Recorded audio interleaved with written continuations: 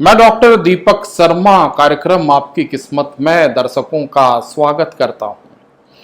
कार्यक्रम आपकी किस्मत और यूट्यूब चैनल के माध्यम से दर्शकों को ज्योतिष शास्त्र, वास्तु शास्त्र और ग्रह नक्षत्र से संबंधित विभिन्न पहलुओं की जानकारी हम पहले भी बताते आए हैं। आज हम दर्शकों को एक महत्वपूर्ण विषय, मनुष्य के दुखों का क्या कारण होता है और मनुष्य अपने जीवन काल में कष्टों का सामना क्यों करता है, ज्योतिष, जन्म पत्रिका और मनुष्य के दुखों का क्या संबंध होता है, ऐसे ही महत्वपूर्ण विषय पर आज हम दर्शकों को जानकारी देने वाले हैं। जब भी किसी मनुष्य का जन्म होता है तो आपके जन्म तारीख, जन्म समय और जन्म स्थान के आधार पर जन्म पत्रिका का निर्माण होता है। जन्म पत्रिका आपके जीवन का एक दर्पण होती है और जन्म पत्रिका को देख करके मनुष्य के सुखों और दुखों का आकलन किया जा सकता है। परंतु कभी कभी ऐसा भी होता है कि मनुष्यों में ये बात देखी गई है कि वो सदा दुखी रहते हैं या उन्हें सदा कष्टों का सामना करना पड़ता है।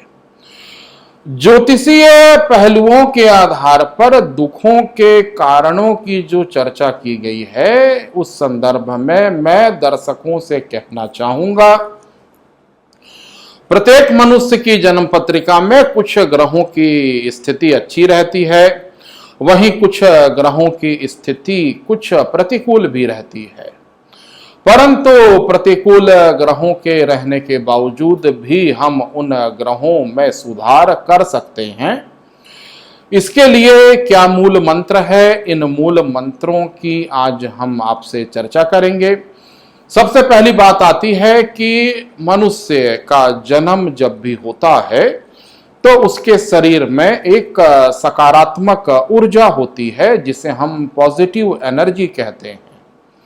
वहीं मनुष्य के शरीर में नकारात्मक ऊर्जा यानी निगेटिव एनर्जी का भी समावेश होता है। ऐसे लोग जो अपने शरीर के सकारात्मक ऊर्जा के स्तर में वृद्धि करते जाते हैं, वो मनुष्य साधक या एक अच्छे इंसान या आदर्श इंसान के रूप में अपनी पहचान बनाते हैं। वहीं इसके विपरीत ऐसे मनुष्य जो अपने शरीर की नकारात्मक ऊर्जा अर्थात नेगेटिव एनर्जी के स्तर में वृद्धि करते जाते हैं, वो मनुष्य इस समाज में तिरस्कृत होते हैं या अपमानित होते हैं। तो पहली बात यह है कि मनुष्य को सदैव अपने शरीर के सकारात्मक ऊर्जा के स्तर में वृद्धि करने का प्रयास करना चाहिए। आपको अपने शरीर के सकारात्मक ऊर्जा यानी पॉजिटिव एनर्जी को कैसे बढ़ाना है, इस विषय में मैं आपसे ये कहना चाहूंगा कि सबसे पहले आपको ईश्वर यानी परमात्मा में विश्वास या आस्था जागृत करने का प्रयास करना चाहिए। यह सत्य है कि परमपिता परमेश्वर हैं और उन्हीं परमपिता परमेश्वर के अंश के रूप में हमारे शरीर में आत्मा का वास होता है। हम परमपिता परमेश्वर के द्वारा दी गई ऊर्जा से अपने शरीर को संचालित करते हैं। ये ऊर्जा आत्मा के रूप में होती है और जब मनुष्य की मृत्यु हो जाती है तो ये ऊर्जा जो है वो परमात्मा में विलीन हो जाती है। यानी परमात्मा या ईश्वर का अस्तित्व है। आप सभी को ईश्वर के अस्तित्व में विश्वास बढ़ाना चाहिए। यदि आप ईश्वर पर विश्वास करते हैं, परमात्मा पर विश्वास करते हैं, तो कभी भी आपके मन में असंतोष की भावना प्रकट नहीं होगी। जिस प्रकार हम परिवार के किसी सदस्य पर भरोसा करके ये विश्वास करते हैं कि परिवार का हमारा कोई पालन करता हमारा भरण पोषण करेगा, हमारी जरूरतों को पूर्ण करेगा, या हमें कभी भी वो कष्ट में नहीं देख सकता। इसी प्रकार हम सभी को ईश्वर के प्रति विश्वास जागृत करना चाहिए और जिस तरह से हम अपने परिवार के बुजुर्ग या हम शुभ चिंतक पर भरोसा करते हैं, उसी प्रकार ईश्वर पर आस्था आपको जरूर करनी चाहिए। ईश्वर कभी भी आपका बुरा अथवा आपका अहित नहीं चाहेंगे। यदि आपकी ईश्वर पर आस्था है या परमात्मा पर विश्वास है तो आप अपने शरीर के सकारात्मक ऊर्जा के स्तर को बढ़ा सकते हैं। आपके मन में असंतोष की भावना कम हो सकती है। ईश्वर ने जो कुछ भी आपको दिया है या परमात्मा ने जो कुछ भी आपको दिया है, उसमें संतोष करने की प्रवृत्ति जरूर डालिए, क्योंकि जो चीजें हमें प्राप्त हैं, आप सदा उन चीजों को देखिए। जो चीजें आपको प्राप्त नहीं हो पाई हैं, उन चीजों का शोक मनाने से किसी भी प्रकार का कोई फायदा नहीं है। हमारे गीता के सिद्धांत में भी यही लिखा है कि मनुष्य को सदा संतोषवादी दृष्टिकोण अपनाना चाहिए। असंतोष क्रोध का कारण बनता है और क्रोध से हमें बचना चाहिए। यदि आप अपने शरीर की सकारात्मक ऊर्जा के स्तर को बढ़ाना चाहते हैं तो आपको क्रोध पर सदा नियंत्रण रखना चाहिए। कभी भी आप क्रोध में अपना ही विनाश करते हैं या आप दूसरों के निंदा के पात्र बनते हैं। यदि हम बात करें कि क्रोध क्यों आता है, तो अहंकारी मनुष्यों को क्रोध ज्यादा आता है। जिन लोगों में घमंड होता है या जिन लोगों में अहंकार होता है, उन्हें आप क्रोधित होते देखते हैं।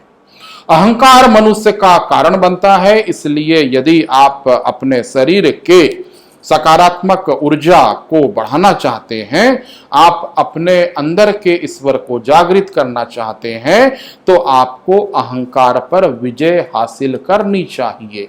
क्योंकि किसी भी घटना के घटित होने के लिए आप निमित्त मात्र हैं। आप उसका श्रेय या क्रेडिट नहीं ले सकते हैं। वो घटना ईश्वर ने घटित की है, आप केवल उस घटना के लिए माध्यम बने। यहाँ तक कि यदि आप अपने परिवार का पालन पोषण भी करते हैं, तो आपको केवल एक निमित्त मात्र होने की अवधारणा पर विश्वास करना चाहिए। आपको मैं अथवा हम की भावना का सदा के लिए त्याग कर देना चाहिए। आप अपने परिवार के सदस्यों के लिए केवल निमित्त मात्र हैं। अब बात आती है बुरी नीयत की। कुछ लोगों में रातों रात लखपति या करोड़पति बनने की भावना देखी गई है। पैसा कमाने या धन अर्जन का विषय एक ऐसा विषय है जिसे मैं दर्शकों को बतलाना चाहूंगा कि महालक्ष्मी की कृपा स्वतः प्राप्त होती है। आपके चाहने अथवा नहीं चाहने से आप रातों रात लखपति नहीं बन सकते हैं। लक्ष्मी सदा उसके द्वार जाती है जो मनुष्य सदाचारी होता है, जो मनुष्य सत्य का अनुसरण करता है और जो मनुष्य सदा सद्मार्ग में चलता रहता है। यदि बुरे कार्यों से आप धन अर्जित करते हैं, तो बुरे कार्यों से अर्जित किए गए धन से कभी भी घर में सुख शांति का आगमन नहीं होता है। बुरे तरीके से कमाया गया धन भी जो है वो उसी रूप में चला जाता है, वो स्थिर नहीं रहता है। महालक्ष्मी सदा उस पे कृपा बरसाती है जो धार्मिक होता है, जो अच्छे कर्म की दिशा में प्रेरित होता है। बुरी नीयत से अर्जित किया गया धन जो है ये कभी भी आपके बरकत या आपके घर में सुख समृद्धि को लेकर के नहीं आता है, बल्कि विनाश को लेकर के आता है। इसलिए धन अर्जन की लोलुपता यानी लालसा नहीं होनी चाहिए।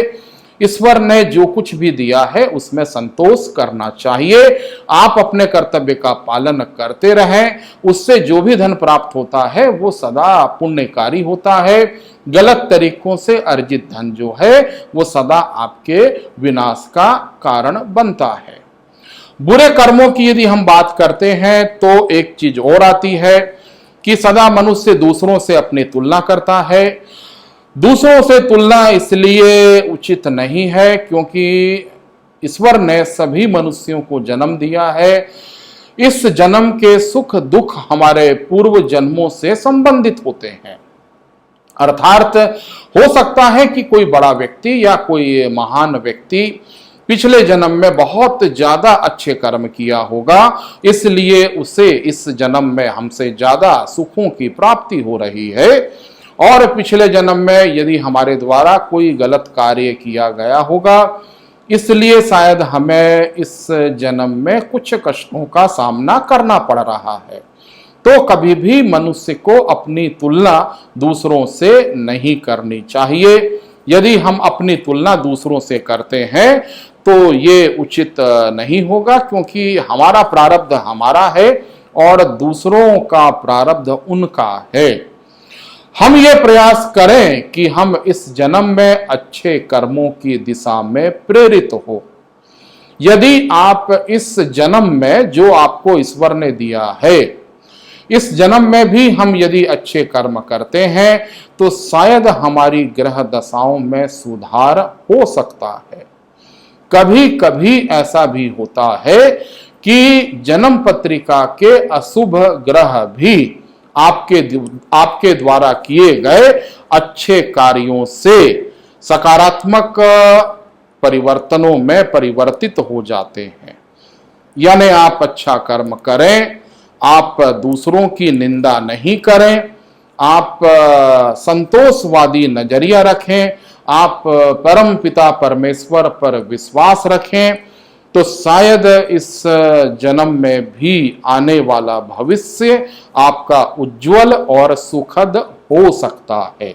मनुष्य की तृष्णा, मनुष्य की अपेक्षा या इच्छाएं जो हैं, ये मनुष्य के दुखों का कारण बनती है। बहुत ज्यादा इच्छा रखने वाला व्यक्ति सदा दुखी रहता है। होता वही है जो परमपिता परमेश्वर की इच्छा होती है। अपने संततियों के विषय में भी माता पिता को बहुत ज्यादा इच्छा नहीं रखनी चाहिए। अर्थात हमारे हाथ में कुछ भी नहीं है। जो कुछ होगा वो विधि का विधान है, प्रारब्ध है या परमपिता परमेश्वर की इच्छा है।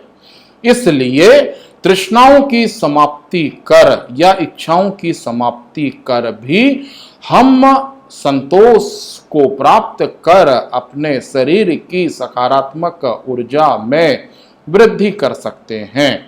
कोई भी घटना यदि हो रही है तो ठीक है, यदि कोई घटना घटित नहीं होती है तो उसके लिए व्याकुल अथवा बेचैन होने की जरूरत नहीं होनी चाहिए। जीवन में शायद सब कुछ हमें हमारी इच्छाओं के अनुरूप प्राप्त नहीं हो पाता है, इसलिए हमें संतोषवादी नजरिया सदा रखना चाहिए। दर्शकों को आने वाले समय में ऐसे ही रोचक पहलुओं से मैं अवगत कराते रहूंगा। दर्शकों को यदि हमारा ये कार्यक्रम आपकी किस्मत डॉक्टर दीपक शर्मा पसंद आता है तो आप हमें जरूर सब्सक्राइब कीजिए। आप हमें कमेंट्स भी कर सकते हैं और आप हमारे व्हाट्सएप नंबर पर सीधी हमसे बात भी कर सकते हैं। अगले प्रसारण और अगली रोचक चर्चा तक के लिए मैं डॉक्टर दीपक शर्मा दर्शकों से इजाजत लेना चाहूंगा। नमस्कार।